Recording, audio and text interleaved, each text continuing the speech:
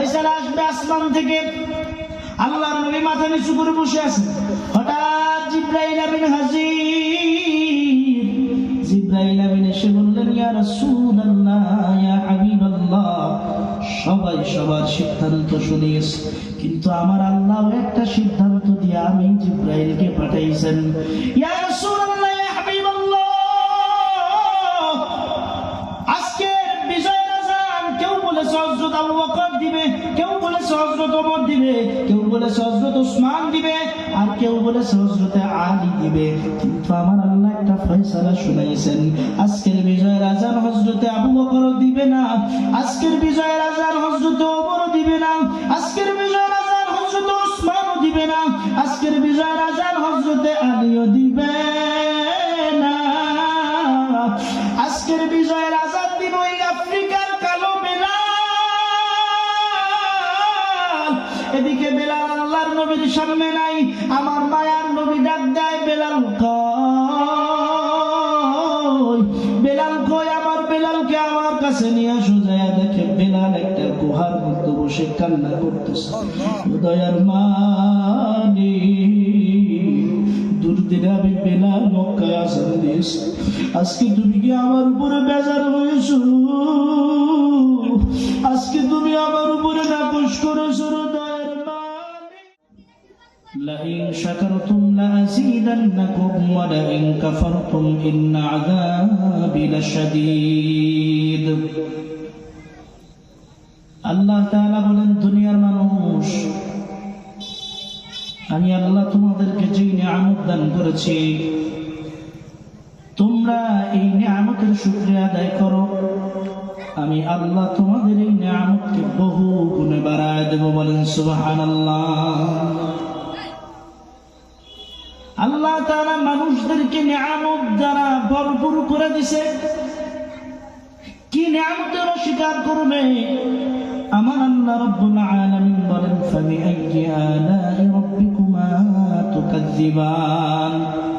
বান্দা, দুনিয়াতে আমি যত নিয়ামত দান করেছি, তুমি কোন কোন নিয়ামত অস্বীকার করবে? কোন নিয়ামত অস্বীকার করা আছে? বলেন আছে? এই দুনিয়ার মানুষ, আমার আল্লাহ আপনাকে আমাকে দুইটা চক্ষু দান করেছে। দুনিয়ার বিজ্ঞান মিলে যদি তামাম জিন্দেগি ভর চেষ্টা করে, এরকম চক্ষুর মতো দুইটা চক্ষু বানাইতে পারবে? সবাই বলেন পারবে। আমার আল্লাহ রাব্বুল আলামিন দুইটা হাত দিছে মানুষ, তুমি চাইলে হাতটা নাড়াইতে পারতেছো, ঘুরাইতে পারতেছো, ফিরাইতে পারতেছো। আমার আল্লাহ রাব্বুল আলামিন আঙ্গুলগুলা দিয়েছেন, আঙ্গুলগুলা যেভাবে খুশি সেইভাবে নাড়াও। সব কিছু আমি আল্লাহ তোমার শরীরের অঙ্গ প্রত্যঙ্গের মধ্যে দিলাম। এ দুনিয়ার মানুষ, তুমি কত বড় নেমো খারাপ, কত বড় নেমো খারাপ। আমি আল্লাহ রাব্বুল আলামিন তোমাকে আমি বলেছি আমার ইবাদত করো, মা খালাকতুল জিন্না ওয়াল ইনসা ইল্লা লিয়াবুদুন, আর কিছু বলি নাই। তুমি আমার ইবাদত বন্দেগী করো না, সারাদিন আমি আল্লাহর নাফরমানি করো, বেঈমানি করো। তুমি আমি আল্লাহকে খুঁজো না। আর মানুষ যদি জিজ্ঞাসা করে, ভাই নামাজ চলেন, বলে পরে যাব, তুমি আমি আল্লাহকে খুঁজলা না, তুমি আমি আল্লাহকে খুঁজলা না, তুমি আমি আল্লাহকে পাইলা না। ঠিক কিনা? আল্লাহ রাব্বুল আলামিন বলেন, আমি আল্লাহকে পাইতে গেলে তুমি তোমার নিজের শরীরের দিকে তাকাও, তাকাইয়া দেখো আমি আল্লাহ সুন্দর দুইটা চক্ষু দিছি। যার চোখ নাই তার কাছে জিজ্ঞেস করো চোখের কত দাম।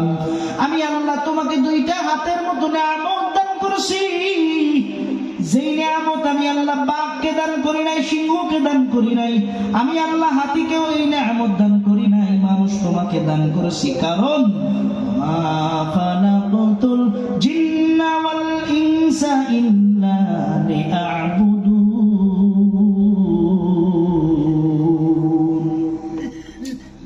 কারণ আমি মানুষকে বড় বেশি ভালোবাসি, বড় বেশি মহাব্বত করি। দুনিয়ার মানুষ একটু খেয়াল করেন, ভালো করে বুঝেন, দুনিয়ার মধ্যে সব থেকে বড় প্রাণী স্থলভাগে, সব থেকে বড় প্রাণী হাতি। ঠিক কিনা? জমিনের মধ্যে সব থেকে বড় প্রাণী হাতি। এই হাতিকে আল্লাহ রাব্বুল আলামিন কত বড় একটা দেহ দিয়া বানাইছেন, কিন্তু হে মানুষ, 3.5 হাত বডির একটা মানুষ, 50 কেজি 60 কেজি ওজনের একটা মানুষ, তুমি এই হাতির মাথার উপরে উঠতেছো, উঠে উঠে এই হাতির কানের মধ্যে তুমি লাথি মারতেছো, ঠিক কিনা? এই হাতিকে তুমি বাড়ি মারতেছো। হাতি মনে মনে ডাক দিয়া কয়, সৃষ্টির সেরা মাখলুক মানুষ, আল্লাহ তোরে সৃষ্টির সেরা বানাইছে বিদায় আজকে কিছু কইলাম না। আমি হাতি যদি তোকে চিৎ করে শোয়ে ফেলা, মাথার উপরে একটা পাড়া দিতাম, তুই মানুষ কোথায় চলে যাইতি? কিন্তু আল্লাহ বলেন, হাতি রে, আমি তোকে মানুষের গোলাম বানিয়েছি।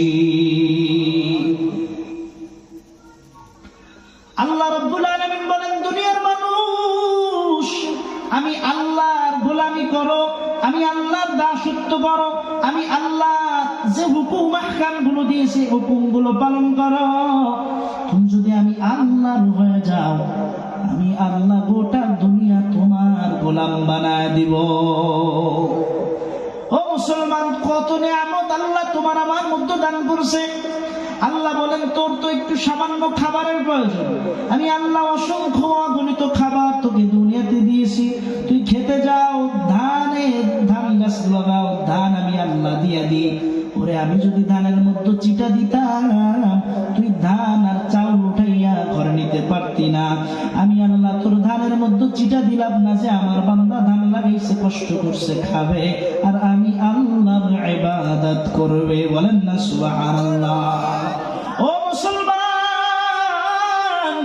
আপনারা সবজি চাষ করেন কিনা?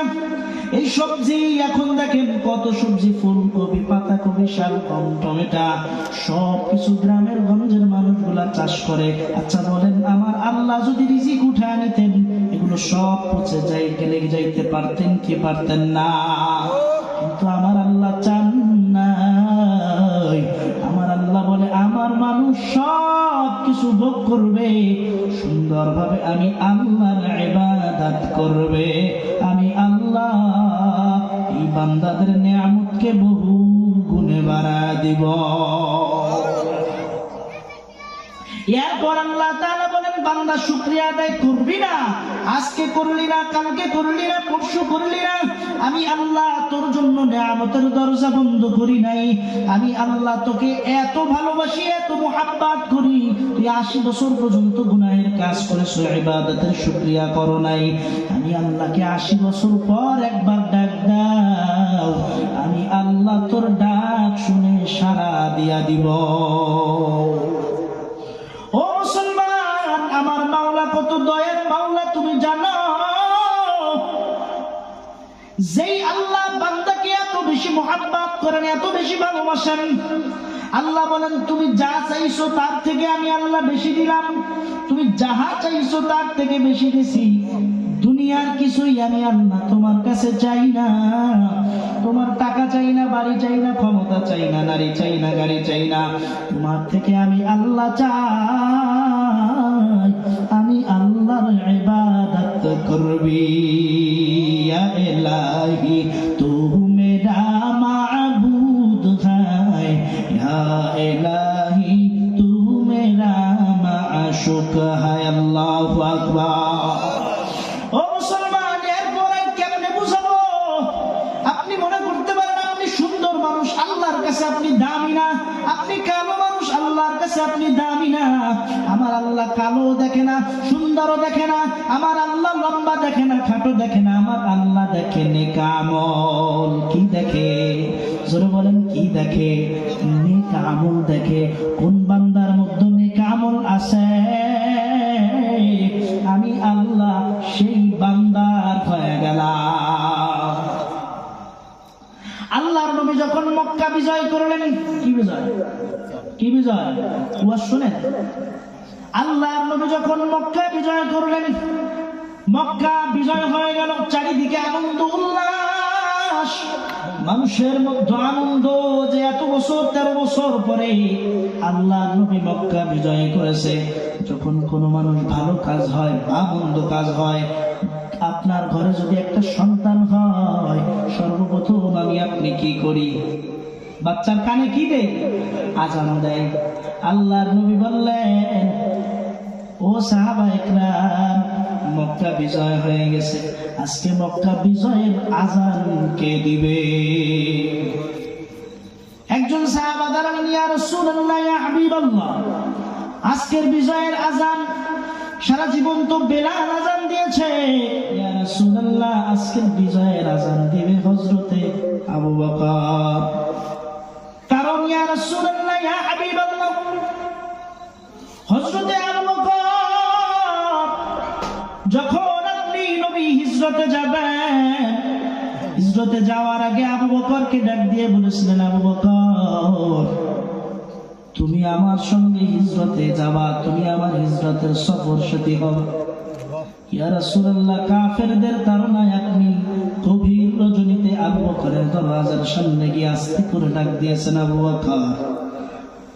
আস্তে করে ডাক দেওয়ার সাথে সাথে আবু বকর বলল, লাব্বাইকা ওয়া সা'দাইকা ইয়া রাসূলুল্লাহ। আল্লাহর নবী বলেন, ভাই আবু বকর, তুমি কি ঘুমাও না?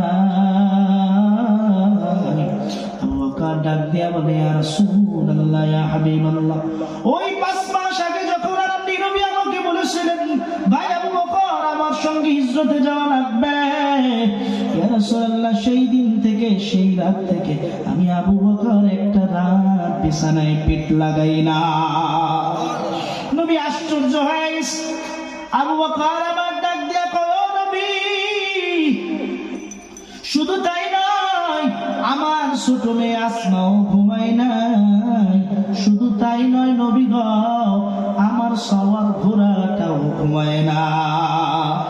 আল্লাহর নবী বললেন, ভাই আবু বকর, তোমাকে দেওয়ার মতো আমার কিছুই নাই, শুধুমাত্র আল্লাহর কাছে দোয়া করি, আল্লাহ জান্নাতের মধ্যে আমার পাশের রুমটা আমার আবু বকরকে দিও। আল্লাহর নবীকে বললেন, ইয়া রাসূলুল্লাহ, আপনি আবু বকরের জন্য এই দোয়াটা করছেন, আজকের বিজয়ের আজান দিবে আবু বকর। আল্লাহর নবী বললেন, আপনি বসেন। আরেকজন দাঁড়ান, আরেকজন দাঁড়ান। বললেন, ইয়া রাসূলুল্লাহ, ইয়া হাবিবাল্লাহ, আজকের বিজয়ের আজান দিবে আপনার জামাতা হযরত ওসমান রাদিয়াল্লাহু তাআলা আনহু। কারণ আপনি নবী বলেছেন, জান্নাতের মধ্যে প্রত্যেকটা নবীর সঙ্গে একজন করে বন্ধু হবে। পয়গম্বর আদম আলাইহিস সালাতু ওয়াস সালামের সঙ্গে একজন বন্ধু হবে, পয়গম্বর ইব্রাহিম আলাইহিস সালাতু ওয়াস সালামের সঙ্গে একজন বন্ধু হবে, পয়গম্বর দাউদ আলাইহিস সালাতু ওয়াস সালামের সঙ্গে একজন বন্ধু হবে, পয়গম্বর ইউসুফ আলাইহিস সালাতু ওয়াস সালামের সঙ্গে একজন বন্ধু হবে, পয়গম্বর মুসা কালিমুল্লাহর সাথে একজন বন্ধু হবে, পয়গম্বর ঈসা রূহুল্লাহর সাথে একজন বন্ধু হবে, আপনার সাথে বন্ধু হবে হযরত ওসমান রাদিয়াল্লাহু তাআলা আনহু। ইয়া রাসূলুল্লাহ, আজকের এই খুশির দিনে হযরত ওসমান বিজয়ের আজান দিবেন। আল্লাহু আকবার।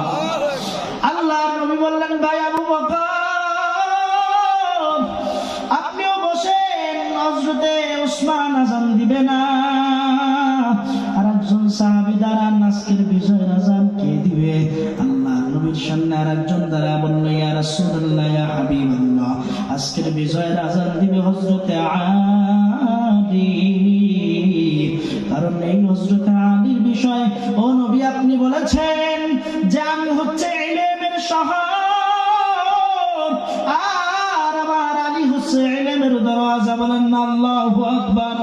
ও নবী, আজকের বিজয়ের আজান কেউ দিবে না, আজকের বিজয়ের আজান দিবে হযরতে আলী।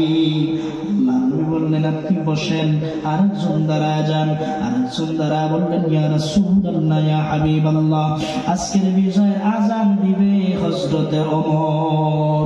হযরতে ওমর কে? সেই ওমর, হযরতে ওমর যখন কাফের ছিল, বেঈমান ছিল, হঠাৎ কাফের বেঈমানদের মধ্য থেকে সিদ্ধান্ত হলো মুহাম্মাদের মাথা আনতে হবে। বলেন না নাউযুবিল্লাহ। হযরত ওমর তরবারি নিয়ে দাঁড়ায় গেছে, আমি মুহাম্মাদের মাথা আনতে যাব। প্রতিমধ্যে ওমর যখন দৌড় মারছে, প্রতিমধ্যে একজন লোক ওমরকে ডাক দিয়া কয়, ওমর দাঁড়াও, কই যাও? হযরত ওমর ডাক দিয়া কয়, আমি মুহাম্মাদের মাথা আনতে যাই। ওমরকে ডাক দেওয়া হলো, তুমি মুহাম্মাদের মাথা আনতে যাও ভালো কথা, তোমার বাড়ির মধ্যে যায় দেখো তোমার বোন এবং ভগ্নিপতি মুহাম্মাদের কালেমা পড়ে মুসলমান হইছে। ওমর বলে তাই নাকি? এই কথা শুনে ওমর দৌড় মারছে বোনের দরওয়াজায়। দরওয়াজার সামনে টক টক করে আওয়াজ। দরওয়াজার সামনে আওয়াজ করার সঙ্গে সঙ্গে ভগ্নিপতি ওমরের আওয়াজ টের পেয়ে আত্মপলায়ন করছে। ওমরের বোন দরওয়াজা খুলে দিছে। দরওয়াজা খুলে দেওয়ার পর ওমর ডাক দিয়া কয়, বোন তুমি কি মুহাম্মাদুর রাসূলুল্লাহর কালেমা পড়ে মুসলমান হইছো? বোন ডাক দিয়া কয় হ্যাঁ। ওমর কয়, লা তুজার ইবাদত ছেড়ে মুহাম্মাদুর রাসূলুল্লাহর কালেমা কেন পড়ছো? এখনই ছেড়ে দাও। ওমরের বোনের জবাব কি ছিল? মুসলমান ভালো করে শোনো। ওমরের বোনের জবাব ছিল, ভাই গো, পেটে ব্যথার রোগী পেট ব্যথার ওষুধ খেয়েছে, পেটে ব্যথা ভালো হয়ে গেছে। ওই পেটে ব্যথা ভালো হওয়ার পর ওষুধটা যেমন পেট থেকে উঠানো যায় না, আমি বেঈমান ছিলাম, বেদুইন ছিলাম, আমার মধ্যে ঈমানের কোনো ছায়াও ছিল না। আমার মধ্যে ঈমানের ছায়া না থাকার কারণে কালেমা নামক ওষুধ আমি খেয়েছি। বলেন না আল্লাহু আকবার। কালেমা নামক ওষুধ খেয়েছি, আমার পেট থেকে বের হবে না। তুমি যদি আজ আমাকে মারতে মারতে মেরে ফেলো, তবু আমি মুহাম্মাদের কালেমা ছাড়ব না। চিৎকার মেরে বলেন আল্লাহু আকবার। হযরত ওমর তরবারির উল্টা পিঠ দিয়ে বোনের শুধু শরীরে আঘাত, বোনের শরীরে আঘাত করতেছে। আর বোন ডাক দিয়া কয়, ভাই আমার তো দুনিয়ায় মাও নাই বাবাও নাই, ও ভাই তুমি আমাকে এভাবে মেরো না। ও ভাই তুমি যদি আমাকে মারো বলো আমি কার কাছে যাবো? ওমরের অন্তরের মধ্যে আমার আল্লাহ মায়া ঢুকায় দিছে। ওমর ডাক দিয়া কয়, কার কালেমা পড়ছো? বলে মুহাম্মাদুর রাসূলুল্লাহ। বলে চলো আমি মুহাম্মাদুর রাসূলুল্লাহর কাছে যাব। ওমর যখন ঘোষণা দিছে, ঘোষণা দেওয়ার সাথে সাথে ওমরের বোন খুশি হয়ে গেছে, মুহাম্মাদুর রাসূলুল্লাহর দিকে রওনা। দূর থেকে সাহাবা আজমাইন দেখলেন ওমর আসতেছে। ওমরের আওয়াজ টের পেয়ে সাহাবা একরাম বললেন, ইয়া রাসূলুল্লাহ টেনশনও করবেন না, চিন্তাও করবেন না, আজকে হয় ওমর বাঁচবে না হয় আমরা বাঁচবো। যখন এই কথা বলা হলো, আল্লাহর নবী বলেন, সাহাবা আজমাইন আপনারা চুপ থাকেন, আমার আল্লাহ আমাকে যেটা জানায় আপনাদেরকে সেইটা জানান না। আপনারা দেখতেছেন ওই ওমর আসতেছে আমাকে হত্যা করার জন্য, তো আমি দেখি ওমরের কপালের মধ্যে আল্লাহ হেদায়েতের নূর চালু করে দিয়েছে। আল্লাহর নবীর দরবারে ওমর গেছে, তরবারিটা নবীর হাতের মধ্যে দিয়া কয়, নবী আমি ওমর আপনাকে হত্যা করার জন্য এসেছি, কিন্তু আপনার এই পবিত্রময় মায়াবী চেহারার দিকে তাকাইয়া আমি ওমর দুনিয়ার সব ভুলে গেছি। ইয়া রাসূলুল্লাহ, এই যে তরবারি নেন, আমার ধর থেকে মাথাটা আপনি আলাদা করে দেন। আল্লাহর নবীকে বললেন, ধর থেকে মাথা আলাদা করার আগে আমাকে একটু পড়ায় দেন, লা ইলাহা ইল্লাল্লাহু মুহাম্মাদুর রাসূলুল্লাহ। ওমর কালেমাটা পড়ছে, আবার হুজুরকে বলে, হুজুর এবার তরবারিটা দেন। তরবারি হুজুর বলে, কেন? দেন না। তরবারিটা ওমর হাতে নিয়ে এভাবে দাঁড়িয়েছে মক্কার, এই মক্কার কাফের বেঈমান আর মুশরিকগণ, কে আছো আজ মুহাম্মাদুর রাসূলুল্লাহর বিরুদ্ধে কথা বলবি? কে আছো ইসলামের বিরুদ্ধে কথা বলবি? আজ থেকে মক্কার জমিনে প্রকাশ্যে নামাজ আদায় চলবে।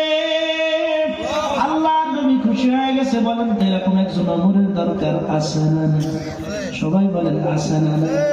আর যদি বাংলাদেশের এরকম একজন ওমর থাকতো, 16 কোটি সংখ্যাগরিষ্ঠ বাংলাদেশের মুসলমানের দেশে, টুপিওয়ালাদের দেশে, আল্লাহওয়ালাদের দেশে, যেই দেশের মধ্যে সরকার মুসলমান, জনগণ মুসলমান, নামাজের আদানের সময় সংসদ ভবন বন্ধ থাকে, নামাজের সময় রাজনৈতিক বক্তব্য বন্ধ থাকে, যদি এরকম একজন ওমর জমিনে আল্লাহর নবীর বিরুদ্ধে কথা বলে কেউ টিকতে পারতো না। আজকে বাংলার জমিনে ইসলামের বিরুদ্ধে কথা বলে কেউ টিকতে পারত? সবাই বলেন পারত। একজন ওমরের দরকার আছে না নাই? আল্লাহর নবীকে বললেন, মনে আছে? আল্লাহর নবীকে বললেন, ইয়া রাসূলুল্লাহ, আজকের বিজয়ের আযান দিবে হযরতে ওমর। আল্লাহর নবী বলেন, আপনি বসেন, ফয়সালা আসবে আসমান থেকে। কে দিবে ফয়সালা? জোরে বলেন, আর জোরে বলেন, কে দিবে ফয়সালা? আসবে আসমান থেকে। আল্লাহর নবী মাথা নিচু করে বসে আছেন। হঠাৎ জিবরাইল আমিন হাজির। জিবরাইল আমিন এসে বললেন, ইয়া রাসূলুল্লাহ, ইয়া হাবিবাল্লাহ, সবাই সবার সিদ্ধান্ত শুনিয়েছে, কিন্তু আমার আল্লাহ একটা সিদ্ধান্ত দিয়ে আমি জিবরাইলকে পাঠাইছেন। ইয়া রাসূলুল্লাহ, ইয়া হাবিবাল্লাহ, আজকের বিজয়ের আযান কেউ বলেছে হযরত আবু বকর দিবে, কেউ বলেছে হযরত ওমর দিবে, কেউ বলেছে হযরত উসমান দিবে, আর কেউ বলেছে হযরত আলী দিবে, কিন্তু আমার আল্লাহ একটা ফয়সালা শুনাইছেন। আজকের বিজয়ের আযান হযরত আবু বকর দিবে না, আজকের বিজয়ের আযান হযরত ওমর দিবে না, আজকের বিজয়ের আযান হযরত উসমানও দিবে না, আজকের বিজয়ের আযান হযরত আলীও দিবে না। আজকের বিজয়ের আযান দিবে ওই আফ্রিকার কালো বেলাল। এদিকে বেলাল আল্লাহর নবীর সামনে নাই। আমার মায়ার নবী ডাক দেয়, বেলাল কই? বেলাল কই? আমার বেলালকে আমার কাছে নিয়ে আসো। যায় দেখে বেলাল একটা গুহার মধ্যে বসে কান্না করতেছে। দয়ার মালিক, দুর্দিনে আমি বেলাল মক্কায় আযান দিয়েছি, আজকে তুমি কি আমার উপরে বেজার হয়েছো? আজকে তুমি আমার উপরে নাকশ করেছো। দয়ার মালিক, আমি বেলালকে এত আঘাত দিলাম রে আল্লাহ। সাহাবায়ে কেরাম যা বলেন, ও বেলাল, তোমাকে আমার আপনার মায়ার নবী ডাকতেছে। আল্লাহর নবী বেলালকে পেয়ে বলে, বেলাল আমার বুকে আয়। আমার আল্লাহ কালো দেখে না, দলাও দেখে না, আমার আল্লাহ লম্বা দেখে না, খাটো দেখে না। দুনিয়ার মানুষ ইবাদত বন্দেগী করবা, নিয়ামতের শুকরিয়া আদায় করবা, এরে আমার আল্লাহ বুকে টেনে নিবে, কাছে টেনে নিবে, নেককার বান্দা বানাবে। আর যদি দুনিয়াতে নেক আমল করো, ভালো কাজ করো, এই কবরে যাওয়া লাগবে সবার। ওই কবর থেকে কেউ বাঁচতে পারবা না। ওরে দুনিয়ার মানুষ, কি সামান গুছাইছো, কি সামান গুছাইছো? এ দুনিয়ার মানুষ, দুনিয়াতে যদি ভালো কাজ করো, কবরে যাওয়ার সাথে সাথে তিনটা প্রশ্ন করা হবে। এক নম্বর, মান রব্বুকা, তোমার রবকে? মান দীনুকা, তোমার দিন কি? মান নবিয়ুকা, তোমার নবীকে? যদি দুনিয়াতে ভালো আমল করো, যদি দুনিয়াতে আল্লাহর রাসূলকে চিনো, নবীওয়ালা সুন্নতে জিন্দেগি পালন করো, কবরের প্রথম প্রশ্নের জবাব দিবা আমার রব, আমার আল্লাহ। দ্বিতীয় প্রশ্নের জবাব আমার দিন, আমার ইসলাম। এর তৃতীয় প্রশ্নের জবাব আমার নবী মুহাম্মদ সাল্লাল্লাহু আলাইহি ওয়াসাল্লাম। আর যদি দুনিয়াতে ভালো কাজ না করে যাও, নেক আমল না করে যাও, ইবাদত বন্দেগী না করে যাও, আর যদি দুনিয়াতে ভালো কাজ না করে যাও রে মানুষ,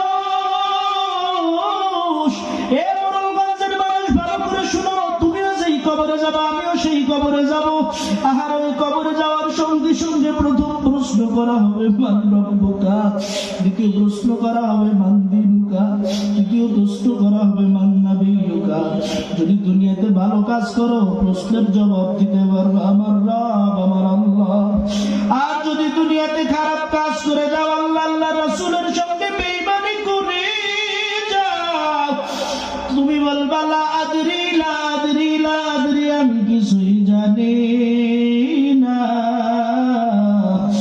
আহারে কবরের মধ্যে, কবরের মধ্যে দুই পাশের মাটি এমন জোরে চাপ মারবে, ওরে চাপের সঙ্গে পাথরের হাড্ডি গুলো চুরমার হয়ে যাবে, একটা হাড্ডি আরেকটার মধ্যে ঢুকে যাবে। ওই কবরের মধ্যে এমন এক একটা সাপ, যেই সব যদি দুনিয়ায় সবল মারত, এমন দুনিয়াতে কোনোদিন আর ঘাস জন্মাইতো না। একটা আর দুইটা আর তিনটা নয়, ওই কবরের মধ্যে 99টা সাপ তোমাকে আমাকে দংশন করতে থাকবে, বিচ্ছুগুলা দংশন করতে থাকবে। কবরের মধ্যে মুগুর হামার নিয়ে এমন ফেরেশতা দাঁড়িয়ে থাকবে, যেই ফেরেশতা চোখেও দেখে না, কানেও শুনে না, যেই ফেরেশতা কথাও বলতে পারে না। এমন জোরে এক একটা আঘাত মারবে, আঘাতের সঙ্গে সঙ্গে 70 গজ মাটির নিচে ঢুকে যাবারে বাবা। আল্লাহর গোলাম, ওই কবরের কথা একটু স্মরণ করো আর আল্লাহকে বলো, আল্লাহ দুনিয়ায় যত গুনাহ করেছি আর করবো না। আয় আল্লাহ, গুনাহের কারণে আপনি আমাদেরকে তাড়াইয়া দিয়েন না। এই মাহফিল থেকে আপনি আমাদেরকে কবুল করে নেন, বলেন আমিন। এ মুসলমান, আমরা কি একটু আজকের মাহফিল থেকে নিয়ত করতে পারি না যে হুজুর আজকে থেকে এক ওয়াক্ত নামাজ জীবনে কামাই দেব না, আজকে থেকে আল্লাহর ইবাদত ছাড়বো না, নিয়ামতের শুকরিয়া আদায় করা ছাড়বো না। যদি খাঁটি তওবার নিয়ত থাকে, আমার আল্লাহকে 2টা হাত দেখা দেন। আয় আল্লাহ, বর্ষি বাবা যুব কল্যাণ পরিষদের মাহফিলকে কবুল করে নেন। আয় আল্লাহ, এই যুবকদের পরিশ্রমকে কবুল করেন। আয় আল্লাহ, আমি অদুল্লা খান্দা গুনাহগার বান্দা, এই চেয়ারে বসার মতো আমার কোনো যোগ্যতা নাই, ইলম নাই, আমল নাই। আপনি আদর করে বসাইছেন আল্লাহ, আবার রাগ করে তাড়াইয়া দিয়েন না আল্লাহ। মেহেরবানি করে মাহফিলকে আপনি